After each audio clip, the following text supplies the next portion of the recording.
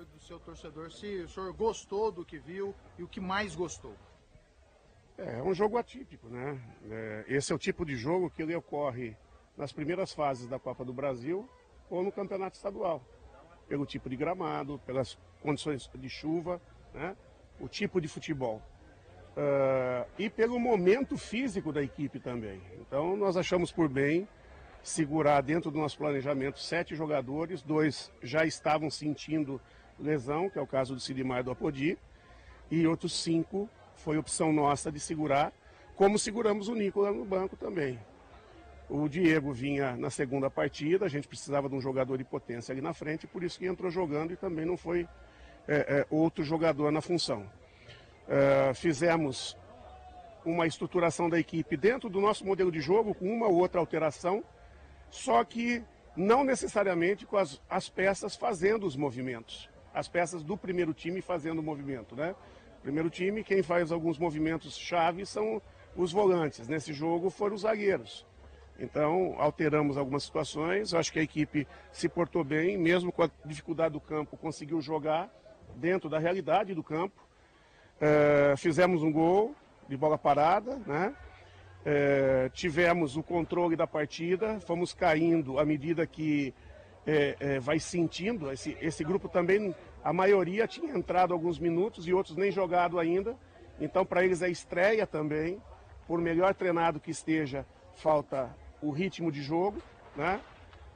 Mas alguns tinham lastro. É o caso do Felipe Ferreira, é o caso do Bruno Melo, que são jogadores que estão acostumados a jogar 40, 50 partidas no ano tranquilamente. Na sequência, o segundo tempo houve uma queda normal, né?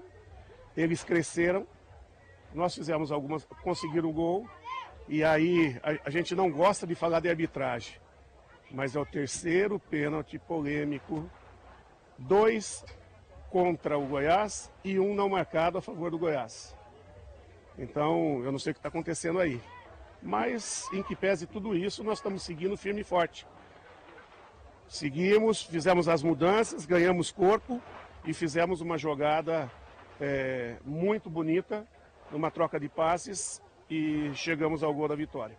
Eu acho que, por toda a situação da partida, por tudo que foi o jogo aqui, o grupo sai de parabéns, cumpriu bem o que a gente esperava e mostrando que a gente vai ganhando jogadores no decorrer aí da formação da equipe. Eu queria que você explicasse um pouco a sua opção de não escalar nenhum lateral direito de ofício e deixar o Ian Souto jogando mais aberto ali pelo lado direito da defesa. Eu só tinha um lateral direito. E é um jogador que, num certo desgaste, né, das últimas partidas. Quando o jogador está muito desgastado, da maneira que estava, início de trabalho, às vezes você tem que ajudar, você não tem que atrapalhar. Então você poupa ele ficou na emergência, se precisasse na emergência ele ia, né? Mas o fato de poupar ele, também tirar esse tipo de manifestação que às vezes vai contra o jogador, não vai só contra o jogador, vai contra o grupo também, né? Então a nossa opção ali, como eu falei, eu optei por fazer o mesmo sistema que a gente joga com a bola andando, só que segurando o lateral e não puxando o volante para trás. Ganhamos mais consistência, mais força, perdemos um homem mais de frente, né? Mais agudo, porque nessa situação o meu ponta jogou bem aberto, que era o Palácio. E numa outra situação ele jogaria mais próximo da área. Nós perdemos um jogador mais próximo da área, mas ganhamos consistência atrás e ganhamos mais consistência no meio. E com esse grupo foi possível fazer um jogo bom. Guto, parabéns pela vitória.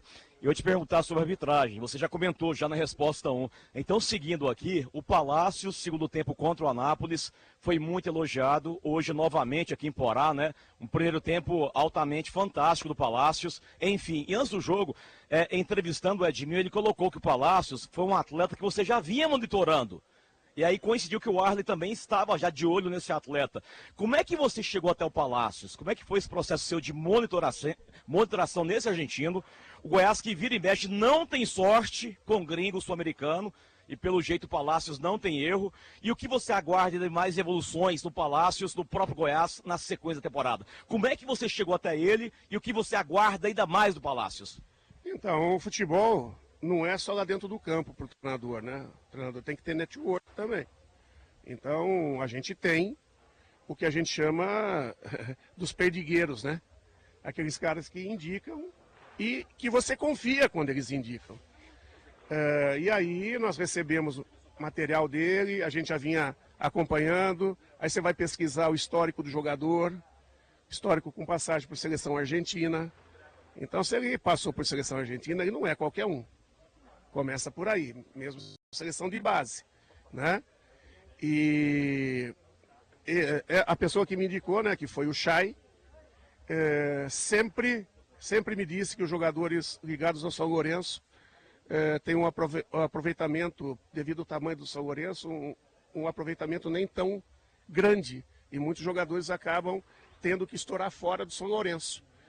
E o São Lourenço é um time que tem Libertadores nas costas e tem a cantera formativa, né, as divisões de base muito forte. Então, é mais um ponto para a gente observar com carinho o jogador e acompanhar, monitorar o jogador. E aí deu certo por quê? Porque tanto o Edminho quanto o Arley e o Paulo Rogério acreditam naquilo que a gente está colocando. E quando as pessoas acreditam, fica mais fácil da gente poder indicar um jogador e esse jogador vir a dar certo. É um jogador que desde o primeiro momento chegou com muita gana, muita vontade de vencer e está entregando, está se dedicando. Eu tenho certeza que ele vai crescer bastante dentro do Goiás e quem sabe esse ano não seja um ano de destaque para ele na carreira dele, né? E isso vai ser muito bom para o Goiás. Beleza, então aí a coletiva do Guto Ferreira, papo dos técnicos aqui no estádio Ferreirão. Paulo. Papo dos técnicos, o momento mais